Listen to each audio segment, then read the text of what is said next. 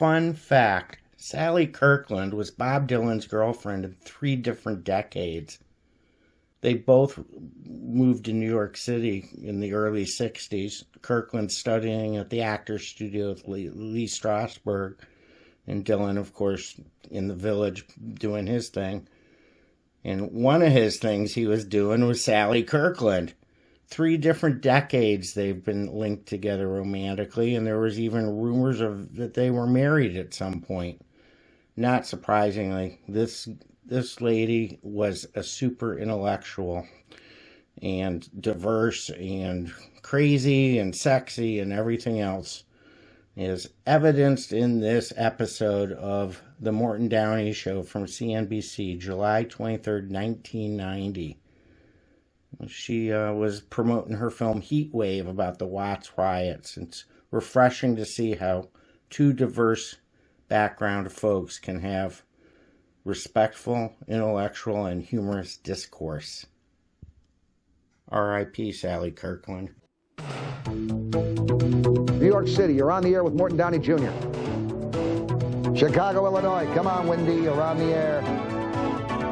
Los Angeles, speak up, this is Morton Downey. Washington, D.C., we hear ya.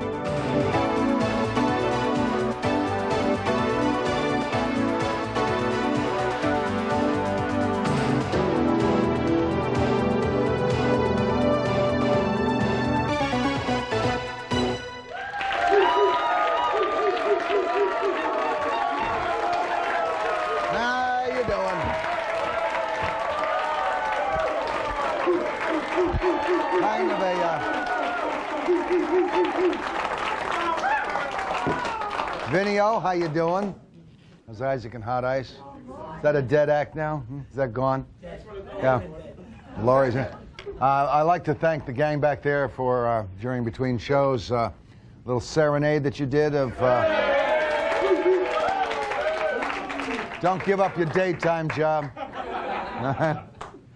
Well, tonight, kind of a free-flow show that you can all get involved in, ask the questions. You guys ask the questions this show, all right? Because I'm going to put my cigarette out because this young lady just got over some kind of a throat cold or something, the cancer. You know. When you see her, you'll know obviously it wasn't a chest cold. But being serious, let me please introduce Academy Award nominee actress Sally Kirkland. Sally.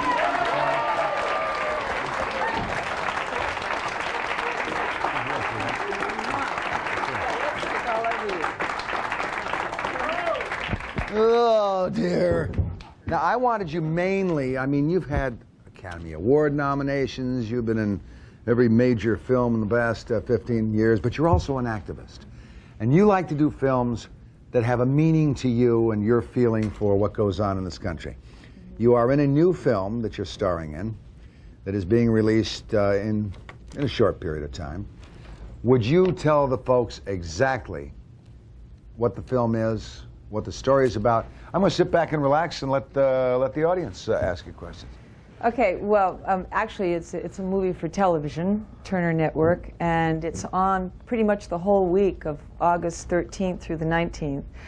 And as we approach the 25th reunion of the Watts Riots, this will be the Watts Riots as depicted by a show called Heat Wave, starring Cicely Tyson, James Earl Jones, Blair Underwood, Sally Kirkland, Margaret Avery. Good cast. And who wrote the story? Michael Lazaru. I always like to know, yeah, when a guy writes a story, where he's coming from, politically, sociologically, emotionally.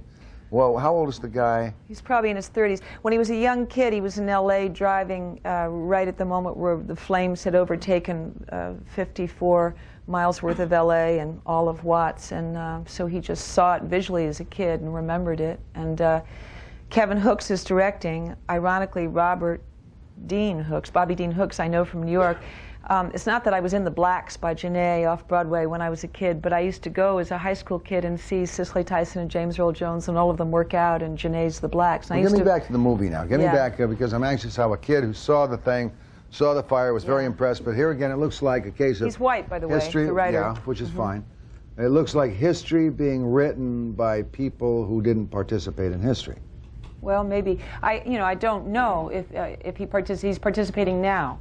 Zoom's not working. Zoom's not working. Go ahead.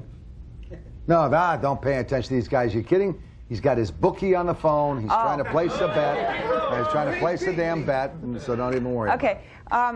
Well, look, the story basically is about a guy named Bob Richardson, who was a messenger at the LA Times at the time when the Watts Riots broke out. There was no black that ever worked for the LA Times. And what was happening is when the Watts Riots began, which happened over a simple drunk driving ticket, but because of the heat and because of the conditions and because what was in the air, these riots happened, and the LA Times kept trying to get someone to cover it, and everyone they sent in got injured. And so this kid came up and said, look, let me do it. I live there. And they said, you can't, you're a messenger. And he said, hey, I don't want to be a messenger. I'm here because I'm a fledgling journalist. Let me do it. So he went in. He's black, Bob Richardson. And it's basically his story. And in the course of things, his grandmother, who is Cicely Tyson in the story, loses, she dies by the end, not because of the riots, but maybe some heartbreak along the way. James Earl Jones plays her best friend, and he dies, gets killed. What do you play? I play the woman who Cicely works for. I play the Beverly Hills woman who has a rather normal... You play a rich bitch. I play a rich bitch. Tyson plays your maid? My domestic, my child, who is this wonderful young actor, Charlie, what's his name? He was just in Dick Tracy with the young kid in Dick Tracy. And with Jessica Lange. I'm not into Haven't you all seen Dick Tracy? What do I eat? That's what he kept saying. When do we eat? The little boy. The kid in the... When do we eat? Okay, let's not get into Dick Tracy. Let's go. Don't worry about that. Now my sound is falling off me. That's okay. Anyway, the thing is that when I was a kid, I had a privileged upbringing. You know, my father came from mainline Philadelphia. I was a debutante, all of that. And at a very young age... Father was a churchgoer? My father was an usher in church for 30 years. And what I noticed growing up was that the people who went to church, some of them would call the maid a nigger during the week. And so I began not to believe in religion, per se. And so I began to find out what's the difference between spirit and religion. What's the difference between acting the love rather than talking about the love. And so my maid, our maid, my nurse, Louise, actually taught me about God. Louise still alive? No, she's dead. How old were you when she died? Oh, probably in my early 20s. Did you stay in touch with her after you left your home? Yeah, a little bit. But there was a breakdown in communications, and she was asked to leave by my father. Because you've been an activist for a long time, right? Yeah. You've been an activist. You've been involved in many causes and that. Do you really learn about the causes and learn about the people, or do you just get in them because emotionally you get gobbled up like so many actors and actresses do? No, I think I really care about things being fair. It doesn't matter what the cause is. I don't like to be treated unfairly. I don't think anybody should. Or do you you don't like to see other people treated unfairly? That's right. Yeah. And I'm an ordained minister in a church that's non-denominational. Not one of those $10 minister things. No, I went to seminary school for 2 years. Yeah, 2 years. And I've been working with people in prisons who've accidentally killed their girlfriend's grandfather in angel dust or whatnot. I was pronounced dead from drugs in '66. I have strong feelings about why I even got to a position of being pronounced dead. So part of the problem in the '60s was drugs, and part of the leniency of drugs was a lack of communication with the generation before us and my generation. Yes, I was one of the people that marched with Martin Luther King. Yes, I was the first nude actress in Equity Theater. The New York Times called me up and said, why are you doing this? You're a Joe Papp Shakespearean actress. And I said, because I can't stand Vietnam and the hypocrisy of our government. So you just took off your clothes? You can't carry a gun on a naked body. So deal with my emotional... Sure you can carry a gun on a naked body. You can't. Now, if you're completely naked, you can't. No, unless you put it on a belt, you can't have a gun on a naked body. You know what I'm getting at. If there's physical and emotional vulnerability... You can't hide a gun on a naked body. You can't even, you can carry it in your hand, but you know what I'm saying. You can't wear, okay. Bottom line. Anyways, so in this show, hopefully we get to raise some consciousness about the problem happened. Let's hope it doesn't happen again. Let's hope our government addresses the priorities in the country like education and jobs and housing for people who don't have it, rather than spending all this bullshit money on SNL and 600 B-6 bombers or whatnot, and address the matter at hand. I want to get back and I want to discuss the B-1 bomber and the B-2 bombers and the stealth bombers and the 1.2 trillion that's going to be owed on the SNLs and what Sally's doing. And I want to say that boy Neil is with us, of course, back there in the booth. Pete Rose got his 5-month sentence for unreported gambling winnings and little things like that, all right? But I really want to concentrate on Sally. I want to concentrate on some of your fans who are on the telephones tonight. I want to do that just as soon as we come back. Stay with us, will you? Come on.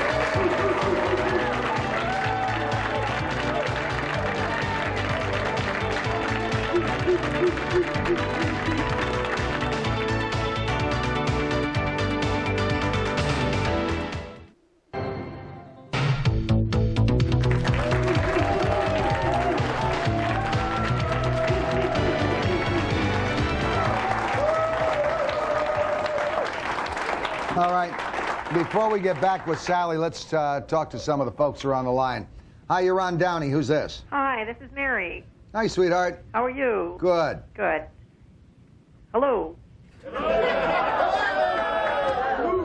Very good. You're doing well so far. Okay.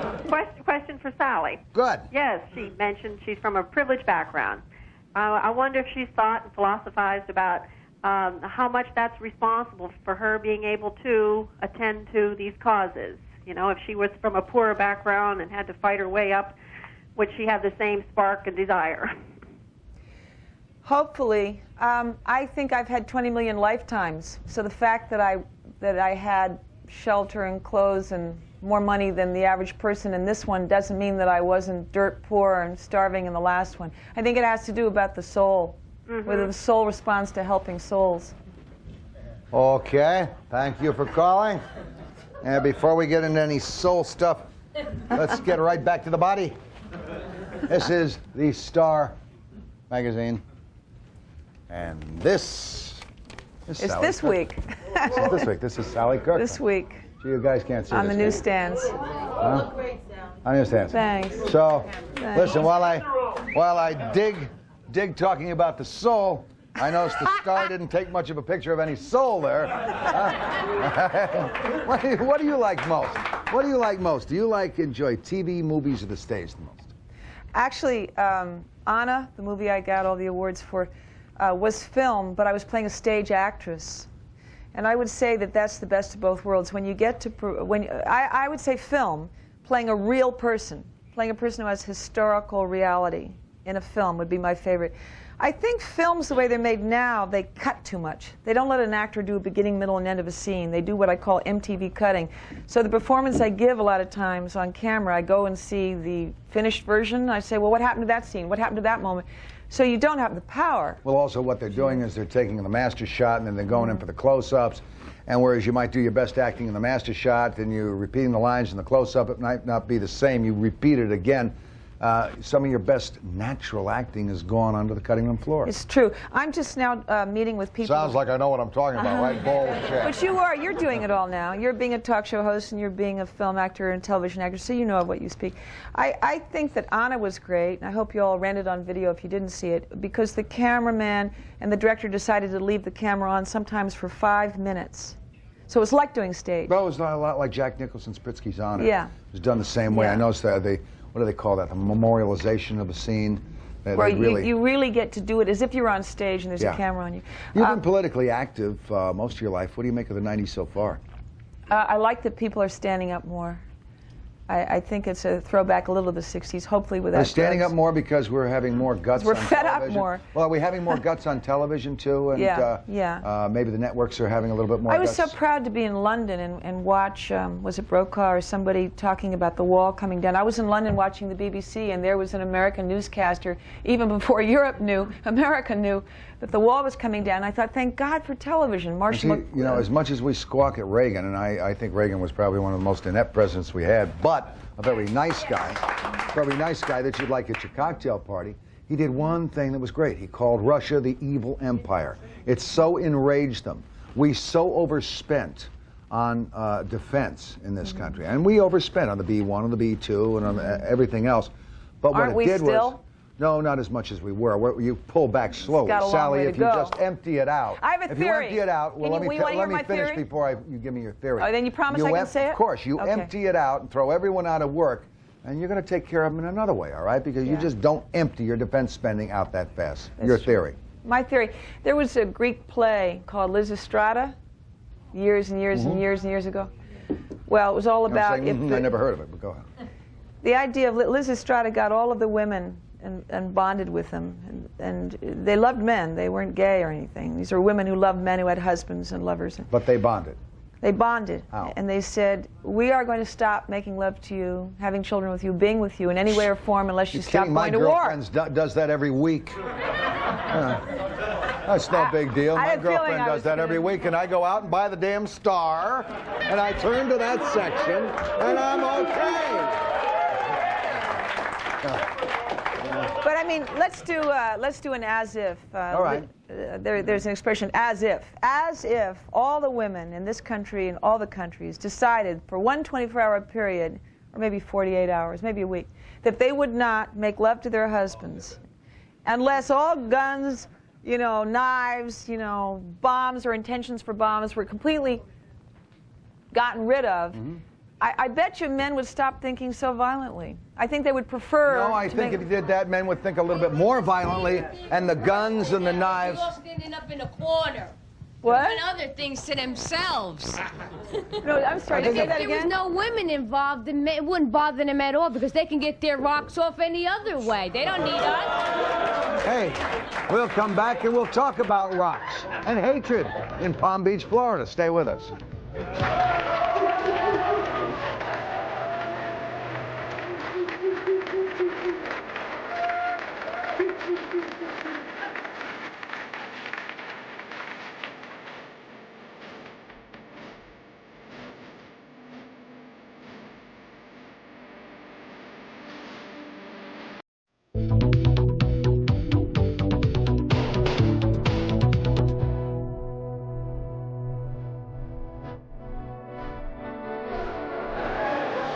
I'm going to get this fixed up. I left that loose when I walked.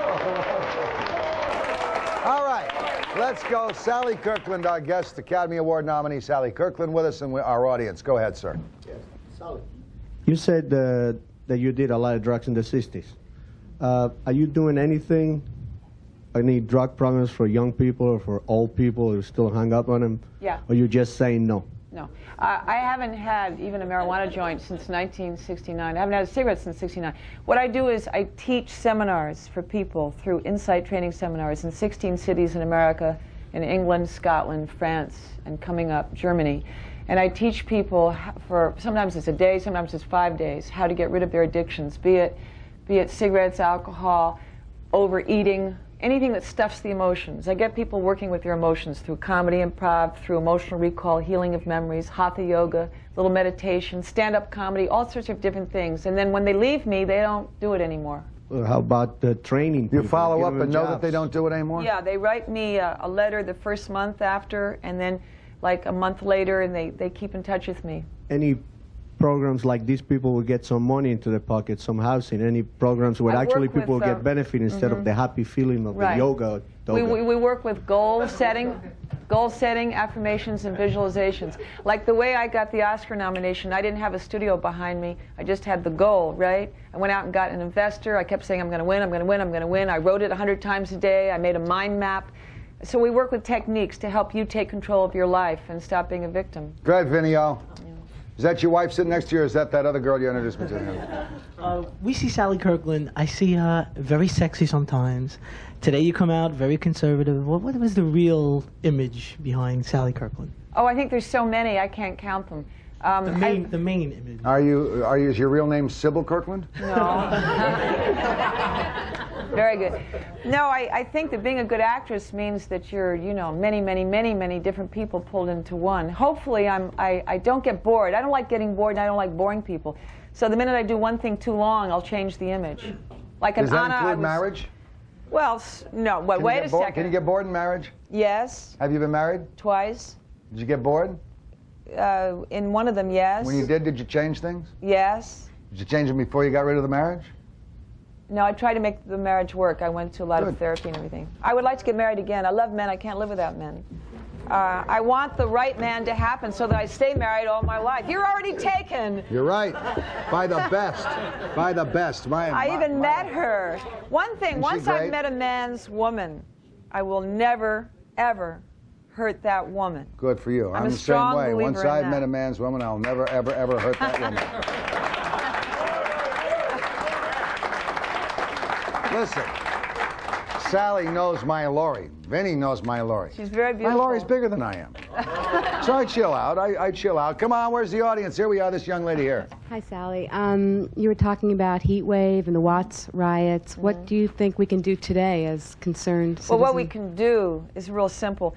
It's neat to all be a group and cheer and say, yeah, right on. If each one of us called a councilman or wrote a letter to a congressman or a mayor or a president, I was in favor of mailgrams. I mean, they cost $11, but they open them. You know, you send a mailgram, the next day all that information is there. If each one of us approached one of the people that are so-called governing us, if everyone did that... See, Sally, I hate to disagree with you, because I've been an activist all my life, and I've done all those things, and they're the tried and failed means of letting the government know that we're really teed off of what's going on. I think while we sit back and marvel at what happened in Poland and Hungary and in Czechoslovakia and in East Berlin, even in Russia and Armenia, in all the Baltic states, I think what we got to do is we got to say to ourselves, we're going to rise up in this country next. We're going to rise up, not against the whites, not against the blacks, the Hispanics, the Orientals, against those idiots in Washington, D.C. who take us to the cleaners every time. We gotta stop with the studies. We gotta get active and do something. We're saying the same thing. We're saying... We only have a minute left. We're saying the same thing. I do it my way. I started in a play called Largo Desolato in '86, written by Václav Havel. At the time, he was trying to communicate with us, and he'd just been out of jail in Czechoslovakia. I went and talked about him and the thrill of working with someone who, for 21 years, had been a playwright and a visionary, and had no intention, I don't think, of being president of Czechoslovakia, but that's what he is now.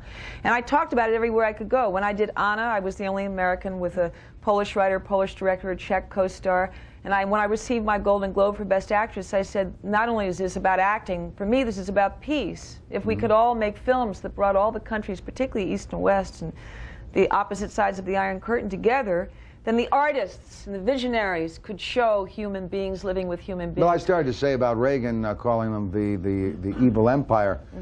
Greatly responsible for bringing about forcing economic difficulties on that area of the world and forcing them into our path of reality. Caller, you're on the air for Sally right now. Yes. I just wanted to say that I think Sally is really good in Anna. I'm a big fan. And more, you were really good in Tales from the Crypt. All right. All right. That was the... Go ahead, guys, sing a song. No, never mind. Never mind. Audience member. When you were growing up, were there any... what were your actresses that inspired you to be one yourself? Who were the actresses that inspired you? To become an actress? Yeah. Ingrid Bergman, because she was tall and blonde and had a mind of her own. And then you've probably never heard of her, but on stage, a woman named Kim Stanley, who no longer acts, who actually is my role model for my style of acting. And one of the greatest teachers in Hollywood today. Yeah. And in terms of her innocence and her vulnerability, Marilyn. Marilyn Monroe? Yeah. In terms of her portrayed innocence and vulnerability. Oh, no. Well, we agree to disagree. In terms of her innocence and... She was about as innocent as Mata Hari. Well, you're talking... when you talk about innocent, you're thinking about sexuality. I'm thinking more about there was a real holding on to a childlikeness in spite of everything around her. I always thought that was just being imbecilic, but, you know. No. Well, we'll come back here again with Sally, all right? Because she's going to argue with me now. That's what I've been waiting for. All right, let's